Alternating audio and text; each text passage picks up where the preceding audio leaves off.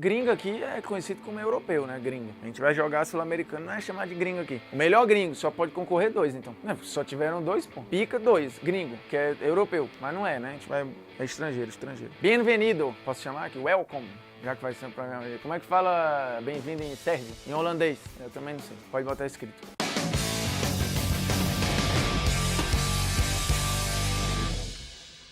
Fala, moçada, beleza? Polêmicas vazias na área. Esse eram polêmicas pra ter legenda, né? Se de repente o cara quiser assistir lá na Europa e tal, nos Estados Unidos, ele tem legenda aí. A gente tem uma boa audiência em Portugal, em Moçambique e Angola também. Mas não precisa de legenda porque os caras falam português, eu falo pausadamente, nem sem ser rápido igual o Jorge Jesus, que ninguém entende nada o que ele fala. Ele deu entrevista ao Fantástico há um tempo atrás, teve que ter legenda, porque, enfim, além dos termos que como camisola, equipa, o cara às vezes não entende. Mas vamos lá, polêmicas vazias na área, convidando você a se inscrever no canal, tocar na notificação, dar o seu like, seu dislike, compartilhar nosso conteúdo por aí, porque a pergunta agora é uma pergunta que tá na fila, ó, faz tempo. Quem é o melhor gringo da história do futebol brasileiro? Maior gringo, melhor gringo. Aqui eu vou explicar direitinho quais são os critérios, que de repente até as coisas vão se fundir entre maior e melhor, porque a gente vai estabelecer alguns critérios. E um dos critérios, eu fui voto vencido aí, pra ficar claro, a gente vai falar do melhor gringo da história do futebol brasileiro no século XXI. Então é o melhor gringo até a página 2. Por quê? Eu comecei a fazer minha listinha lá, aí o Homem Largo, que é nosso produtor, fala: ei, mas a audiência não vai saber os caras dos anos 70, dos anos 80, não sei o que, os caras não viram jogar, como se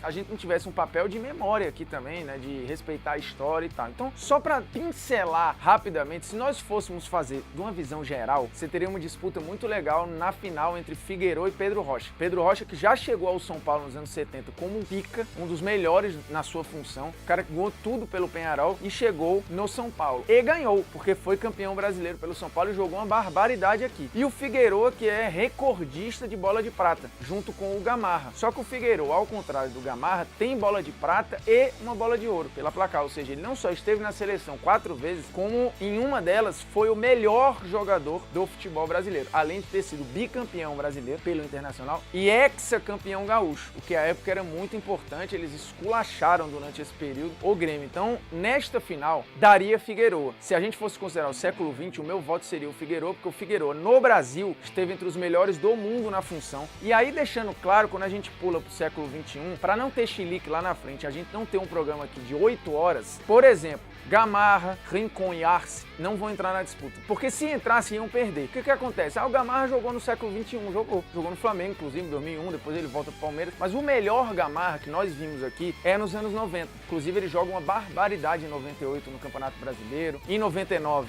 ele não é campeão brasileiro pelo Corinthians, muita gente confunde que ele vai embora pro Atlético de Madrid, acaba que não funciona muito no futebol europeu, mas o Gamarra de 98 é um Gamarra monumental. O Gamarra jogou demais no futebol brasileiro, fez uma Copa do Mundo quase perfeita pelo Paraguai na França, inclusive eliminado pela França, mas passou a Copa inteira sem fazer falta. O Gamarra, eu falei do Figueroa há pouco, o Gamarra esteve entre os melhores do mundo na função, também atuando aqui. Só que ele não teve a mesma longevidade, a mesma quantidade de títulos, por exemplo, que o Figueroa, que pra mim seria o melhor gringo da história do futebol brasileiro, se fosse considerar a história toda. Então o Gamarra não vai entrar aqui, porque no século XXI, o Gamarra no futebol brasileiro, muito pouco. O grande Rincon joga no Palmeiras em 94 e depois 98 e 99 no Corinthians. Uma barbaridade, assim, eu poucas vezes vi um volante fazer o que o Rincon fazia. E lembremos, ele começa um cara ofensivo no Palmeiras e termina um cara mais defensivo, bem mais completo no Corinthians. E nas duas vezes nas mãos do mesmo técnico, né? Vanderlei Luxemburgo. O Rincon poderia perfeitamente estar na briga. Também esteve lá em seleção de bola de prata, jogou uma barbaridade, era quase unânime na função. Mas também estamos falando do melhor Rincon no século XX. Assim como o Arce, que pra mim, durante um tempo, eu brincava, gostava muito de fazer seleção do mundo. Todo ano eu fazia a minha, pra mim mesmo, em casa, do meu time de botão. Sequencialmente, o meu lateral direito foi o Arce. Quando não era o Arce, era o Jorginho, que também jogou uma barbaridade. Mas o Arce aqui estava mais perto, né? O Jorginho foi um tempo pra Alemanha e tal, não sei o quê. Então, assim, eu me encantava muito com o Arce, quase tudo que podia no Palmeiras e no Grêmio, sendo fundamental na bola parada, um baita cobrador de falta, um cruzamento preciso. Então vamos pra galera que sobra na disputa. Aí tem gente que vai falar: meu voto é Guerreiro. Pô, desculpa, não dá. O Guerreiro fez um gol importantíssimo pro Corinthians lá no Mundial em 2012, não foi campeão da Libertadores, ele só chega depois, ele melhora o time, chega bem no Mundial. O ano seguinte, também o Guerreiro vai bem, só que o Guerreiro sofre de um problema, e é uma característica dele enquanto atacante, de ter sido pouco decisivo, né? Pouco goleador. A melhor temporada da vida do Guerreiro vai ter 21 gols, assim, que é um número que vários outros jogadores, talvez menos talentosos, fizeram isso e mais.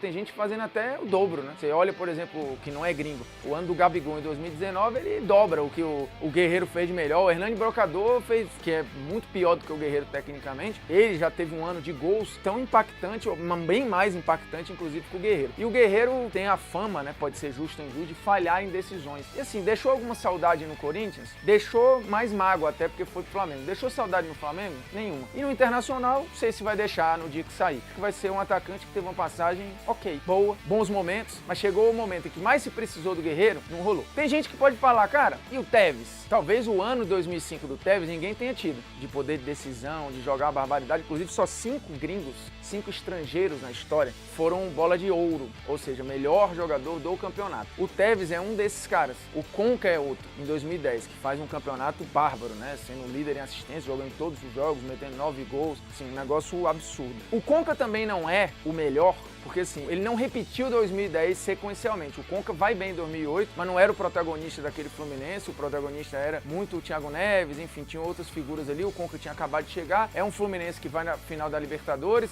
No ano seguinte, ele é fundamental e um dos protagonistas, junto com o Fred, para salvar o Fluminense. Vem em 2010, é o grande ano da vida do Conca, que já tinha atrás, em 2007, ido bem pelo Vasco, bem, nada brilhante, bem. E aí 2008, 9, 10, ótima sequência do Conca. 11 já tem queda, aí depois ele vai, volta.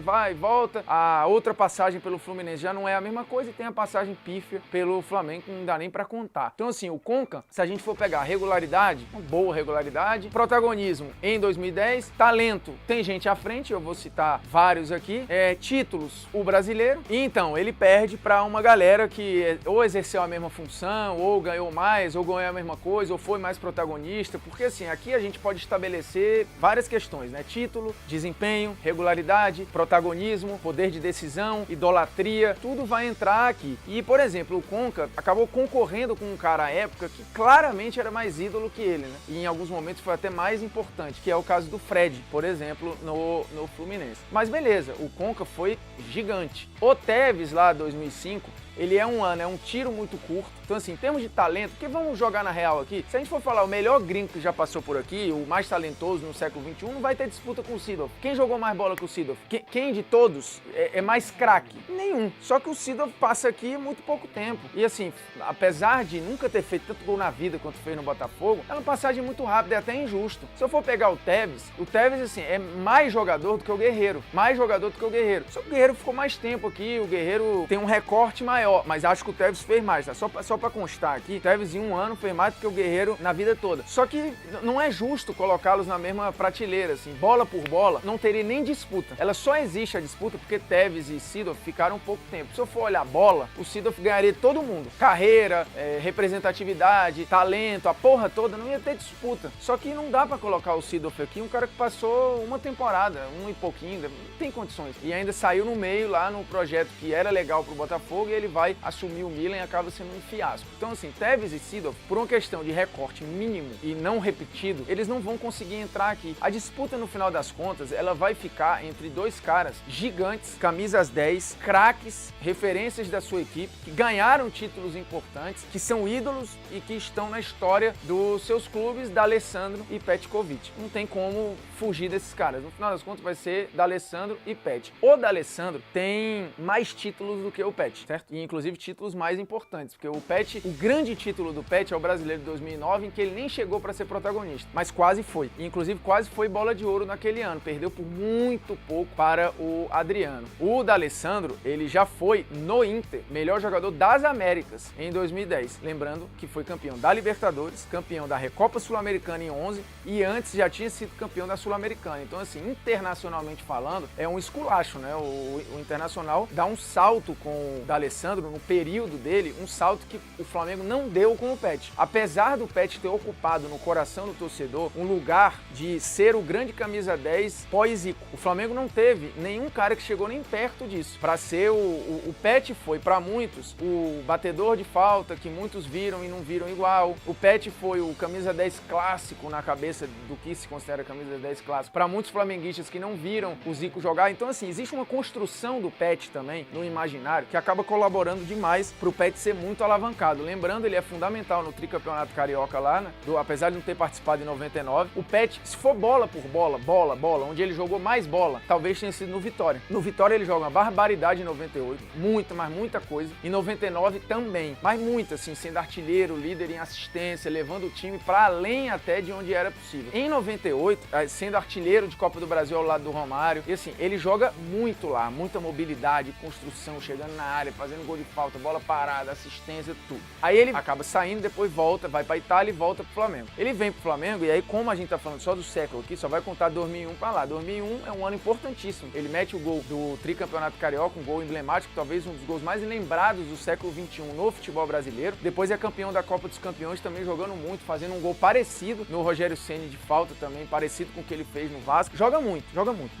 E aí continua também nessa, mas em brasileiros ele devia pelo Flamengo. O Flamengo com ele até então não fazia nada de relevante. Pelo contrário, eram disputas agoniantes. Faltava um grande brasileiro pro Pet. O primeiro grande brasileiro do Pet talvez tenha acontecido no Vasco, onde ele leva a sua primeira premiação pela Placar jogando no Vasco, sendo artilheiro do time, líder em assistência. Ele vai muito bem no Vasco e vai bem também no Fluminense. Não tão bem quanto foi no Vasco, nem no Flamengo. E vem 2009, que aí é o ano dele, da carreira do Pet, pela surpresa. Mas ele jogou muita bola. Importantíssimo. O jogo contra o Atlético Mineiro, que ele faz o gol olímpico, é fundamental, né? Os dois brigavam ali pela liderança, o Atlético era um postulante a título e tal. Ele faz um gol olímpico contra o Palmeiras, que era outro postulante a título. Então, assim, ele foi muito decisivo. No final, acabou sendo o protagonista para muitos, ou o Adriano. Mas o Pet foi tão importante quanto o Adriano. Só que ele não chegou para ser protagonista. O Pet já chegou embaixo ali, né? No time do Flamengo, naquela época, ele não foi uma contratação que o cara, vai resolver todos os nossos problemas. Foi uma grande surpresa o Pet ter entregue o que entregou em 2009. Se a gente for pegar o auge do Pet, e aí o auge é lá atrás, é 2001, 2002, até 2004 ali e tal, o auge técnico do Pet, ele não entregou pro Flamengo, não entregou um grande título pra ninguém, né? Fora a Copa dos Campeões ali. O D'Alessandro eleva o nível do Internacional um outro patamar e assim, regularmente o D'Alessandro foi quase que sequencialmente o melhor jogador do Inter temporada após temporada. Além de, como eu falei aqui, ter sido o melhor jogador das Américas jogando no Inter, estando na seleção da América do Sul jogando no Inter, sendo protagonista fundamental em 3 títulos internacionais, chegou a uma outra semifinal de Libertadores em 2015, chegou à final de Copa do Brasil em 2009, acabou perdendo para o time do Corinthians, fez alguns brasileiros muito fortes, além de ter toda a construção assim, de voltar para o resgate do Internacional, porque o que ele joga na Série B pelo Internacional é um negócio gigantesco, assim, o cara volta com esse papel também, né, de recolocar o Internacional no seu papel e tudo, então assim, o D'Alessandro tem uma idolatria. Se você pegar a seleção de todos os tempos do Internacional, é capaz, é bem provável que o D'Alessandro apareça lá. Na seleção de todos os tempos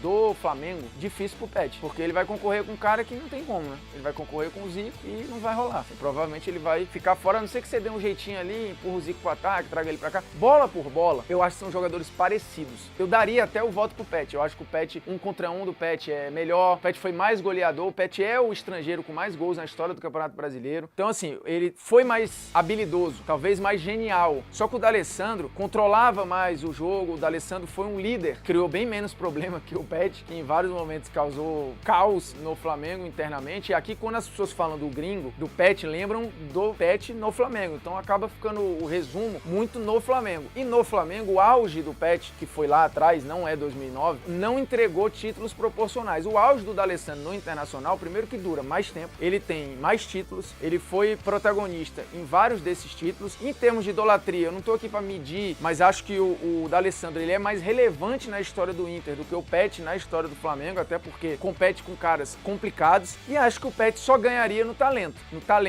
bola por bola, acho que daria Pet, mas como a gente explicou aqui, não é só isso que conta, porque se fosse bola por bola, o título era do Seedorf, não tinha nem programa. Começava o programa, demorava 5 minutos aqui, falava, melhor gringo que já passou no futebol brasileiro, Seedorf, acabou. Aí pronto, foi embora, acabou o programa, porque alguém jogou mais bola que o Seedorf, completo, chegando à frente, atrás, fazendo funções, não tem como. Só que é mais que isso, a coisa ela é mais complexa. Então acho que o melhor gringo da história do futebol brasileiro no século XXI chama-se D'Alessandro, até pela regularidade, longevidade, idolatria, conquistas, protagonismo, bola, Pet. Só que a construção do melhor é o que esse melhor entregou, até onde foi esse melhor. Acho que assim, é por muito pouca diferença. O Pet foi um absurdo, mas o voto do Polêmicas Vazias é D'Alessandro, justo.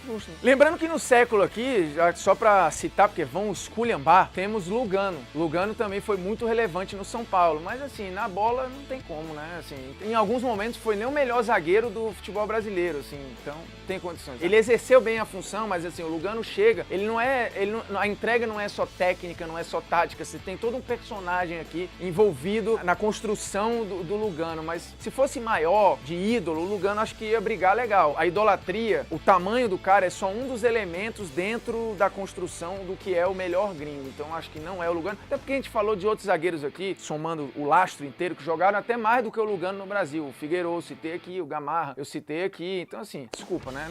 Nessa disputa não vai dar pro Lugano, tá bom? Com todo o respeito aí, a torcida de São Paulo não fique puta, mas tem gente melhor do que no século XXI do que o Lugano, e a gente citou dois, né? D'Alessandro e Pet, só pra constar. E da D'Alessandro. Então é isso, viu? Polêmicas Vazias chegando ao fim, agradecendo sua audiência, sua paciência, deixe seu like, seu dislike, volte sempre, importante voltar sempre, e se inscreva no canal, toque na notificação, espalhe nosso conteúdo por aí, por gentileza, beleza? Vamos bater 6 milhões de inscritos, segundo o Homem Largo, depois do Carnaval de 2020, que a galera tá toda de ressaca, não tem o que fazer, fica em casa vendo o vídeo e se inscrevendo direto, não é uma boa? Aí vomita no celular, faz...